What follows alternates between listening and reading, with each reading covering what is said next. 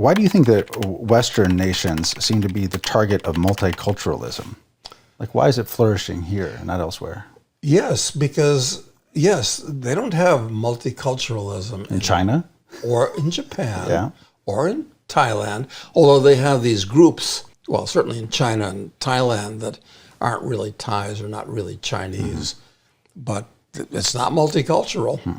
I mean, if you're a member of a forget about it. You're just an outsider. So it's because we're stupid. I mean... But isn't it a logical conclusion of liberalism, though, that it ends up being that? I mean, doesn't it almost end up that way? Well, partially because they consider all cultures to be equally good, or actually, today, all cultures are better than Western culture. Right. Western civilization is evil, and, you know, all the things that go into this whole thing about they've got things stood on its head. It's funny because the Westerners are the only people that allow foreigners to come into their country, and they're treated just like everybody else and so forth. That doesn't happen in the Oriental cultures. You can forget about it. It doesn't happen in Africa.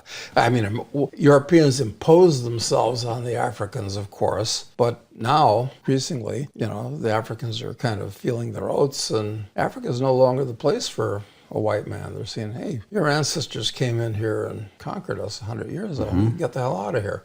So, yeah, the West is unique that way. But it's almost like it's a bug in maybe the Western values in a way, you know, because not recognizing when you actually undermine values by being so open. You know what I mean? It's like... Yeah, exactly. It's, you know, not that people from different cultures are your enemies. I mean, that's not true. Of course not, yeah. But, you know, it's like if Canada imported 50 million Nigerians, it wouldn't be Canada anymore. Right. And if the Canadians now have a high standard of living, and Trudeau accepted and all that, it's, you know, but it would, you know, Toronto would be like Lagos, and it would not be an improvement.